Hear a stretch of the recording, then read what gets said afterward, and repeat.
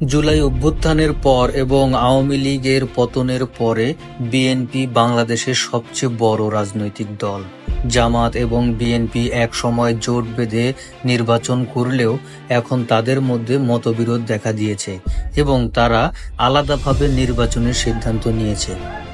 পাশাপাশি জুলাই অভ্যুত্থানের নেতৃত্ব দেওয়া বৈষম্য বিরোধী ছাত্র আন্দোলন এর নেতারা নতুন দল গঠন করে, যার নাম দেওয়া হয় জাতীয় নাগরিক পার্টি বা এনসিপি। এখন এনসিপি, জামাত ও ইসলামী দল সহ ছোট সকল রাজনৈতিক দলগুলো সংস্কার শেষ করে নির্বাচনের পক্ষে অবস্থান নিয়েছে। অপরদিকে বিএনপি শুধুমাত্র নির্বাচন সুষ্ঠু করার জন্য যতটুকু সংস্কার দরকার ততটুকু করে দ্রুত নির্বাচনের পক্ষে। বিএনপি দীর্ঘ 17 বছর ক্ষমতা ছাড়া থাকলেও এখন কেন নির্বাচনের জন্য তড়িঘড়ি করছে? চলুন একটু গভীরে ঢুকে দেখা যাক।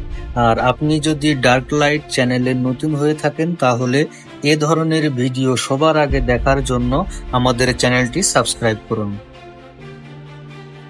তারেক রহমান সহ দলের সিনিয়র নেতাদের নির্দেশনা অমান্য করে তৃণমূল পর্যায়ের নেতাকর্মীরা বিভিন্ন অপরাধে জড়িয়ে পড়ছে।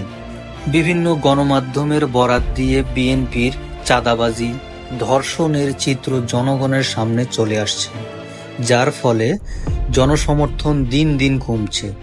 তবে বিএনপি এসব কর্মীদের উপর দলীয় ব্যবস্থাও নিচ্ছে, তবুও যেন নিয়ন্ত্রণ করা যাচ্ছে না। দীর্ঘ 17 বছর রাজনৈতিক কার্যক্রম না চালাতে পারায় দলের মধ্যে চেইন অব কমান্ডের অভাব দেখা দিয়েছে।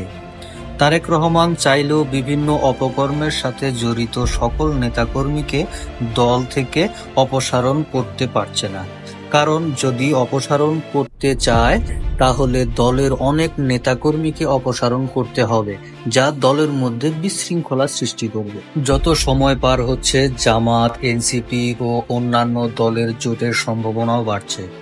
তাদের মধ্যে অনেক ইস্যুতে ঐক্যমত দেখা দিচ্ছে। অন্যদিকে ছোট দলগুলো নিজেদের দলকে কুঁচানোর সুযোগ পাচ্ছে। তারা জনসমর্থন বাড়ানোর জন্য যত সময় বেশি পাবে বিএনপির জনসমর্থন তত কমবে, যার প্রভাব খুব বাজেভাবে দলের উপর পড়বে।